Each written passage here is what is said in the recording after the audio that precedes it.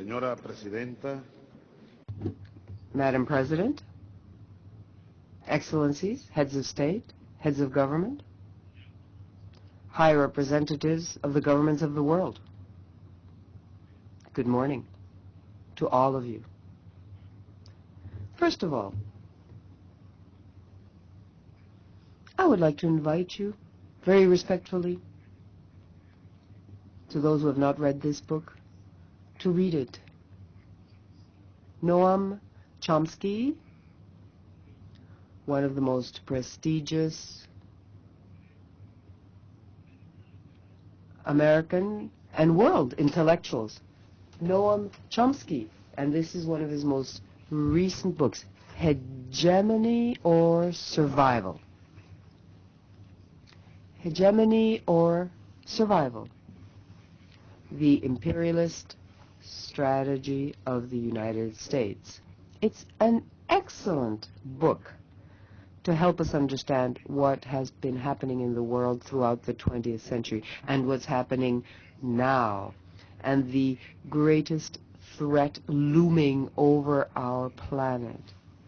The hegemonistic pretensions of the American empire are placing at risk the very survival of the human species.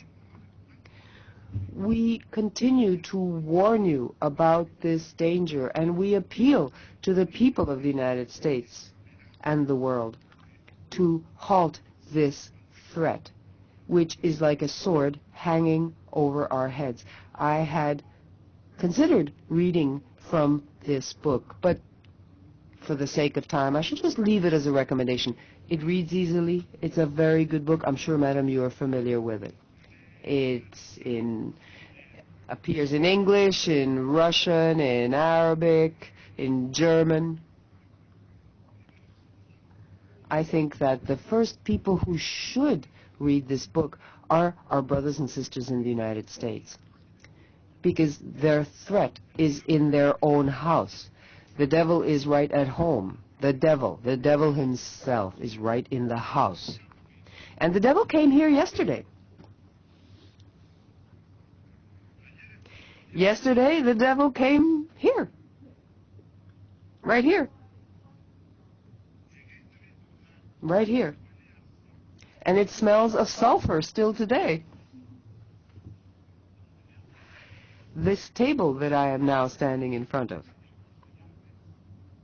Yesterday, ladies and gentlemen, from this rostrum, the President of the United States, the gentleman to whom I refer as the devil, came here, talking as if he owned the world. Truly, as the owner of the world. I think we could call a psychiatrist to analyze yesterday's statement made by the President of the United States. As the spokesman of imperialism, he came to share his nostrums, to try to preserve the current pattern of domination, exploitation, and pillage of the peoples of the world. An Alfred Hitchcock movie could use it as a scenario. I would even propose a title: The Devil's Recipe.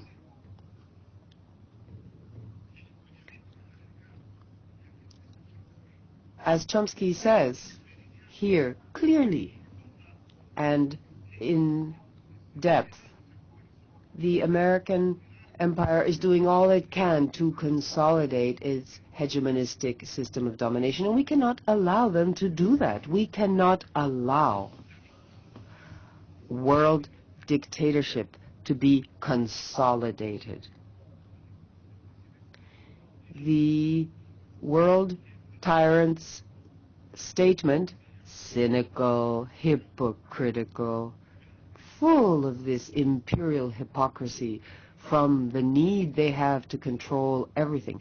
They say they want to impose a democratic model, but that's their democratic model. It's the false democracy of elites, and I would say a very original democracy that's imposed by weapons and bombs and firing weapons. What a strange democracy. Aristoteles might not recognize it, or others who are at the root of democracy. What type of democracy do you impose with marines and bombs? And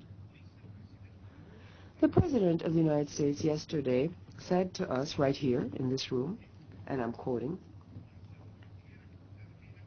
"Anywhere you look, you hear extremists telling you you can escape from poverty and recover your dignity through violence, terror, and martyrdom."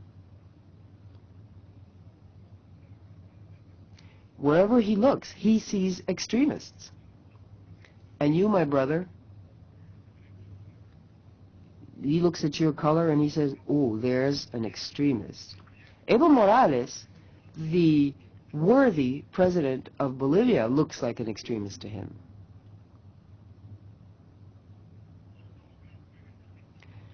The imperialists see extremists everywhere. It's not that we are extremists. It's that the world is waking up. It's waking up all over, and people are standing up. I have the feeling, dear world dictator, that you are going to live the rest of your days as a nightmare, because the rest of us are standing up. All those of us who are rising up against American imperialism, who are shouting for equality, for respect, for the sovereignty of nations. Yes, you can call us extremists, but we are rising up against the empire, against the model of domination. The president then, and this he said himself, he said, "I have come to speak directly to the populations in the Middle East to tell them that my country wants peace." That's true. If we walk in the streets of the Bronx, if we walk around New York, Washington, San Diego, in any city, San Antonio, San Francisco, and we ask individuals, the citizens of the United States, what does this country want? Does it want peace? They'll say yes, but the government doesn't want peace. The government of the United States doesn't want peace. It wants to exploit its system of exploitation, of pillage, of hegemony, through war.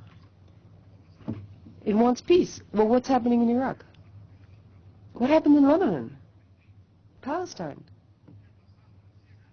What's happening? What's happened over the last 100 years in Latin America?